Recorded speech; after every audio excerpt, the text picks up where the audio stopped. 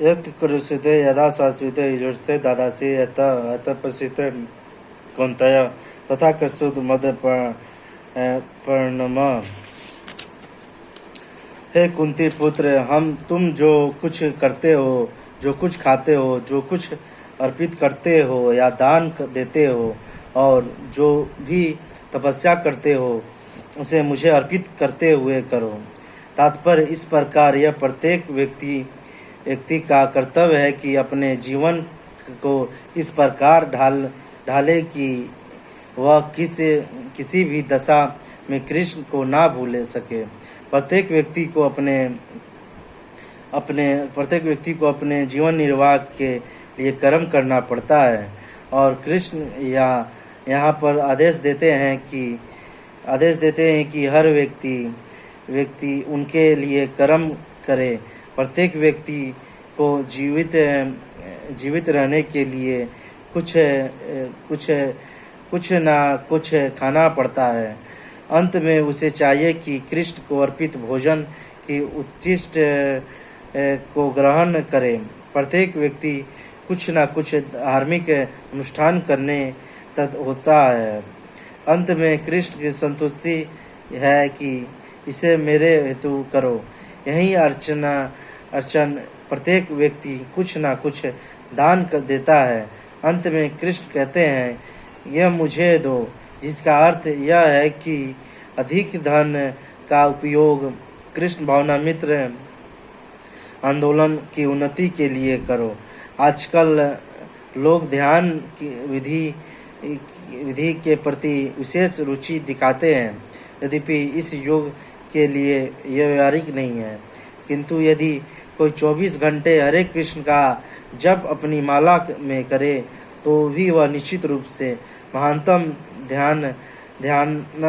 ध्यानी तथा योगी है, जिसकी पुष्टि भगवत गीता के 6वें अध्याय में की गई है।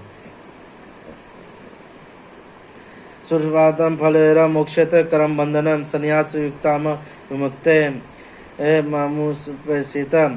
इस तरह तुम कर्म के बंधन तथा इसके शुभ फलों से मुक्त हो सकोगे।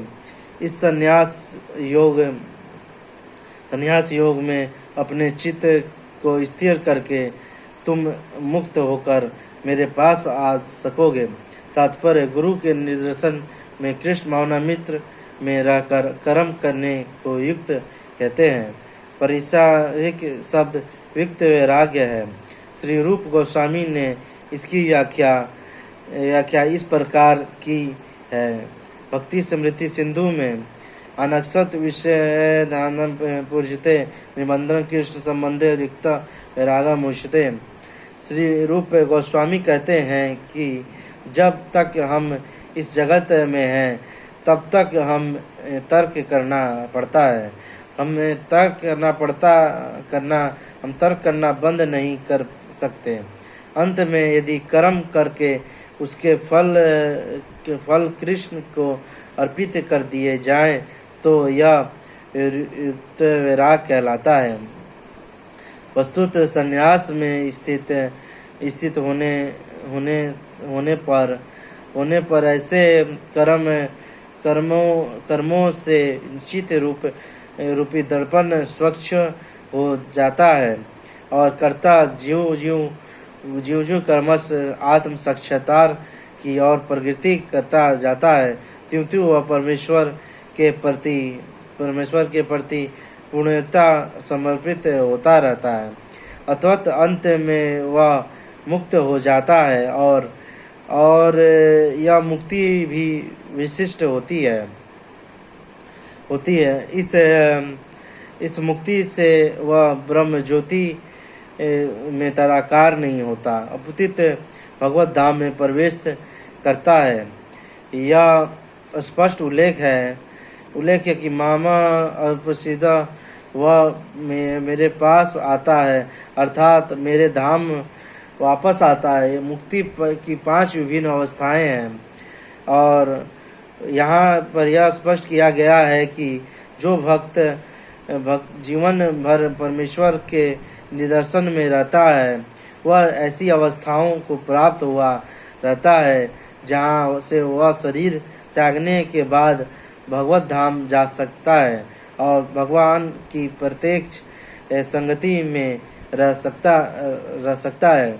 जिस व्यक्ति में अपने जीवन की को भगवत सेवा में रखने के अतिरिक्त अन्य कोई रुचि नहीं होती, वही वास्तविक सन्यासी है। ऐसा व्यक्ति भगवान की परम इच्छा पर आश्रित रहते हैं।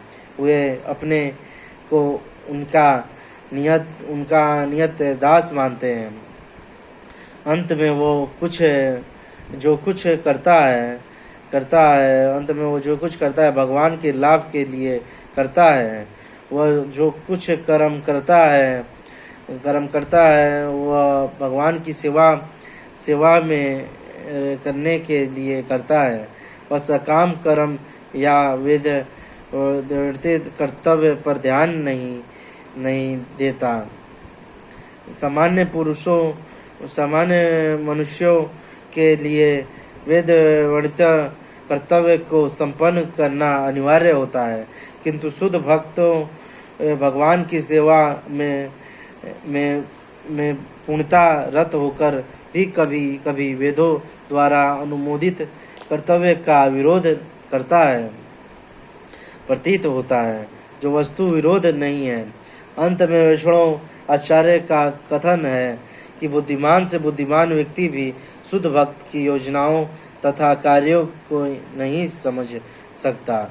ठीक शब्द यह है तारा जो भक्ति जो तारा वाक्य क्रिया मुद्रा विग्रह ना बुझाया। चैतन्य चमरामित्र के मध्य इस प्रकार जो व्यक्ति भगवान की सेवा में रत हैं या जो निरंतर योजनाओं बनाता रहता है कि किस तरह भगवान की सेवा की जाए, उसे ही वर्तमान में पूर्णता मुक्त मानना चाहिए और भविष्य में उसका भगवत धाम जाना ध्रुव है। जिस प्रकार कृष्ण की आलोचना से परे है, उसी प्रकार वह भक्त की सारी भौतिक आलोचना से भी परे हो जाते हैं। समय सर्वभूतेश नादेशित न प्रिय यह भजन्ति तु मया भक्ता मही यह तेसे मैं ना तो किसी से द्वेष करता हूँ, ना किसी के साथ पक्षपात करता हूँ, ना मैं सबों के लिए संभाव हूँ, किंतु जो भी भक्ति पूर्व मेरी सेवा करता है वह मेरा मित्र है, मुझे में स्थित रहता है और मैं भी उसका मित्र हूँ। तात्पर्य यहाँ यह प्रश्न किया जा सकता है कि जब कृष्ण का सबों के लिए संभाव है और उनका कोई विशिष्ट मित्र नहीं है तो फिर वे उन भक्तों में विशेष रुचि क्यों लेते हैं जो उनकी दिव्य सेवा में सदैव लगे रहते हैं। किंतु यह भेदभाव नहीं है, यह तो सहज है। इस जगत में हो सकता है कि जो कोई व्यक्ति अत्यंत उपकारी हो, किंतु तो भी वह अपनी संतानों में विशेष रुचि लेता है। भगवान का कहना यह है कि प्रत्येक जीव चाहे वह जिस योनि का हो उनका पुत्र है।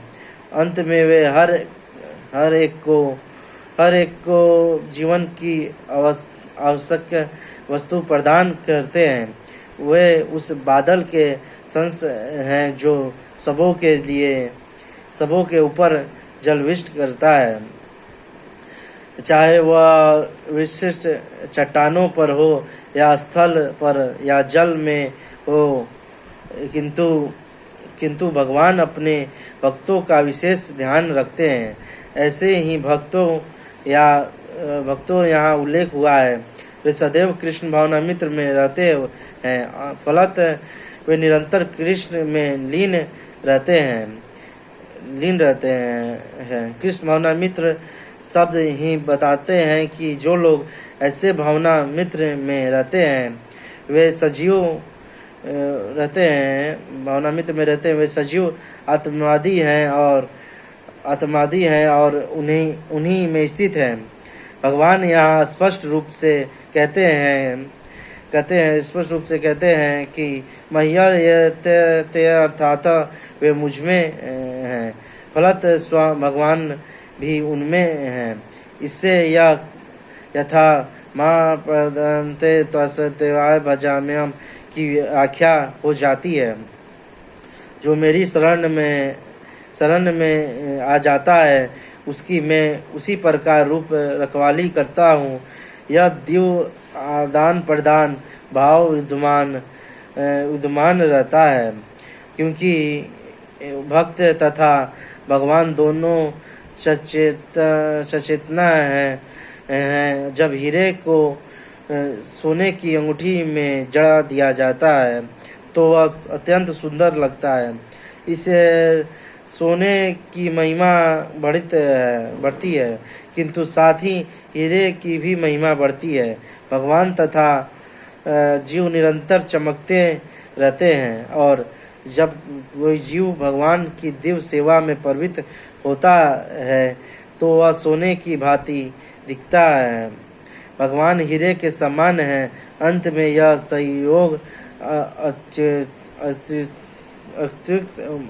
अस्तित्व होता है। शुद्ध अवस्था में जीव भक्त कहलाते हैं। परमेश्वर अपने भक्तों के भी भक्त बन जाते हैं। यदि भगवान तथा भक्त में आदान प्रदान का भाव ना रहे तो सगुणवादी दर्शन ही ना रहे। मायावादी दर्शन में परमेश्वर तथा जीव के मध्य ऐसा आदान प्रदान का भाव नहीं मिलता, किंतु सगुणवादी दर्शन में ऐसा होता है।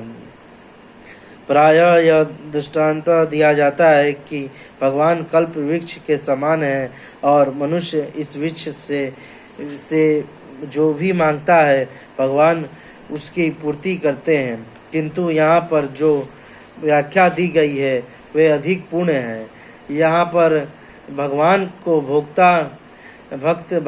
भक्त का पक्ष लेने वाला कहा गया है। यह भक्त प्रति भगवान की विशेष कृपा की अभिव्यक्ति है। भगवान के आदान प्रदान का भाव को कर्म के नियम के अंतर्गत नहीं मानना चाहिए। यह तो उसे दिव्य अवस्था से संबंधित रहता है जिसमें भगवान तथा उनके भक्त कर्म करते हैं। भगवत भक्ति में इस जगत का कार्य नहीं है। यह तो उस अध्यात्म जगत का अंश है जहाँ शाश्वत आनंद तथा ज्ञान का प्रदान रहता है। अपि चेतस न दुराचार भजत मामनुक भायक साधुरत स ममत्त स भगसित ही सब। यदि कोई जनगत कर्म करता है, किंतु यदि वह भक्ति में रत रहता है तो उसे साधु मानना चाहिए, क्योंकि वह अपने संकल्प से अड़िग रहता है। तात्पर्य इस श्लोक का सुदोचार शब्द अत्यंत महत्वपूर्ण है। अंत में हमें इसे ठीक से समझना होगा। जब मनुष्य बुद्ध रहता है तो उसके दो प्रकार के कर्म होते हैं। प्रथम बुद्ध और द्वितीय स्वाभाविक है। जिस प्रकार शरीर की रक्षा करने या समाज तथा राज्य के नियमों का पालन करने के लिए तरह तरह के कर्म करने होते हैं, उसी प्रकार से बुद्ध जीवन के प्रसंग से भक्तों के लिए कर्म होते हैं जो बुद्ध कहलाती है। उनकी अतिरिक्त जो जीव अपने आध्यात्मिक स्वभाव से पूर्णता भिन्न रहता है और कृष्ण भावनामित्र या भगवत भक्ति में लगा रहता है, उसके लिए कर्म होते हैं। जो लोग आध्यात्मिक पूर्णता में भिन्न रहता है और कृष्ण भावनामित्र या भक्ति भक्ति में लगा रहता है, उसके लिए भी कर्म होते हैं जो दिव्य कहलाता है। ऐसे कार्य उसकी स्वाभाविक स्थिति में संपन्न होते हैं और शास्त्रीय दृष्टि से भी भक्ति कहलाते हैं।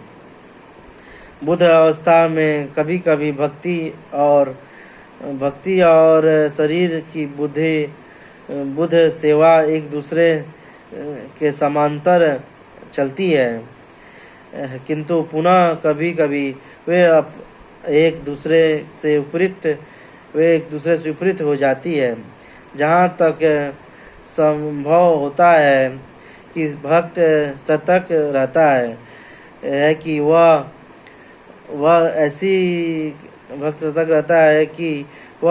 कोई ऐसी कार्य ना करे जिससे यह अनुकूल स्थिति भंग हो जाए। वह जानता है किसी उसकी कर्म सिद्धि उसके कृष्ण भावनामित्र की अनुभूति की प्रगति पर निर्भर करती है, किंतु कभी कभी यह देखा जाता है कि कृष्ण भावनामित्र में रत व्यक्ति सामाजिक या राजनीतिक दृष्टि से निंदनीय कार्य कर बैठता है, किंतु इस प्रकार के क्षणिक पतन से योग नहीं हो जाता। श्रीमद् भागवत में कहा गया है कि यदि कोई व्यक्ति पतित हो जाए, किंतु यदि भगवान की दिव्य सेवा में लगा रहे तो हृदय में वास करने वाले भगवान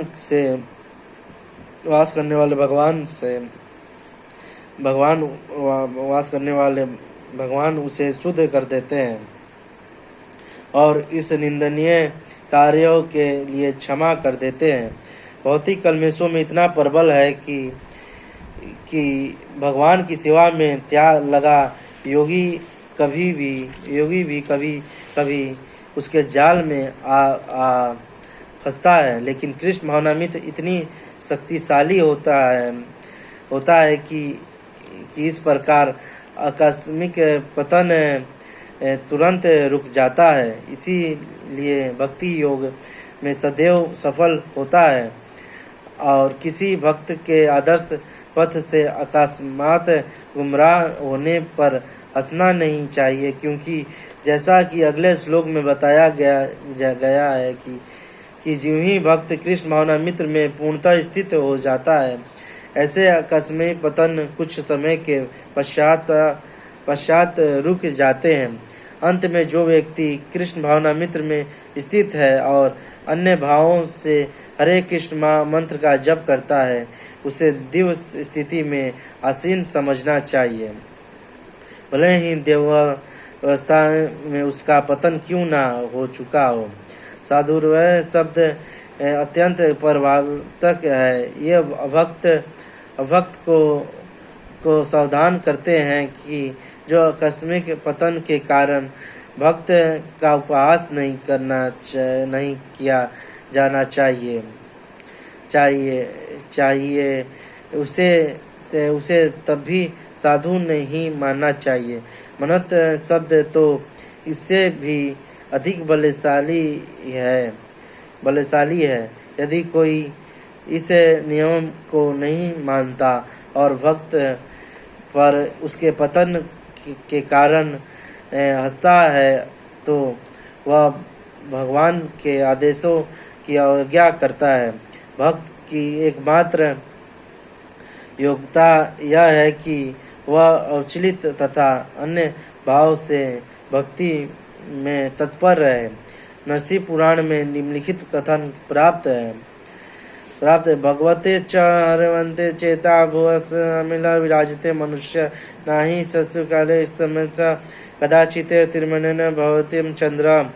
कहने का अर्थ यह है कि यदि भगवत भक्ति में तत्पर व्यक्ति कभी गृहणीय कार्य करता है पाया जाए तो इन कार्यों को उन धब्बों की तरह मान लेना चाहिए जिस प्रकार चांद में खरगोश के धब्बे हैं। इन धब्बों से चांदनी के विस्तार के बाधा नहीं आती। इस प्रकार साधु पथ से भक्त आकस्मिक पतन से निंदनीय बनता, किंतु इसी के साथ यह समझना कि भूल नहीं करनी चाहिए कि दिव्य भक्ति करने वाला भक्त सभी प्रकार के निंदयी कर्म कर सकता है। इस श्लोक में केवल इसका उल्लेख है कि भौतिक संबंधों की प्रबलता के कारण कभी कोई दुर्घटना हो सकती है। भक्ति तो प्रकार से माया के विरुद्ध युद्ध की घोषणा है। जब तक मनुष्य माया से लड़ने के लिए पर्याप्त बलशाली नहीं होता तब तक अकस्मात पतन हो सकता है, किंतु बलवान होने पर ऐसे पतन नहीं होते। जैसा कि पहले कहा जा चुका है, मनुष्य को इस श्लोक का दुरुपयोग करते हुए अशोभनीय कर्म नहीं करना चाहिए और यह सोचना चाहिए कि इतने पर भी वह भक्त बना रह सकता है। यदि वह भक्ति के द्वारा अपने चरित्र नहीं सुधार लेता तो उसे उच्च कोटि का भक्त नहीं मानना चाहिए। श्रीपा भक्ति धर्माता छिते कौंतेय प्रतिजन नाम में भक्त प्रणशिते। वह तुरंत धर्मात्मा बन जाता है और स्थायी शांति को प्राप्त होता है। यह कुंती पुत्र निडर होकर घोषणा कर दो कि मेरे भक्तों का कभी विनाश नहीं होता है। तात्पर्य इसका दूसरा कोई अर्थ नहीं लगाना चाहिए। 7वें अध्याय में भगवान कहते हैं कि जो दुष्कृति है वह भगवत दत्त नहीं हो सकता। जो भगवत दत्त नहीं है उसे कोई भी योग्यता नहीं होती। तब प्रश्न यह उठता है कि संयोग वश या स्वेच्छा से निंदनीय कर्मों में प्रवृत्त होने वाला व्यक्ति किस प्रकार भक्त हो सकता है। यह प्रश्न ठीक है। जैसा कि 7वें अध्याय में कहा गया है कि जो दुष्ट आत्माएं हैं कभी भक्त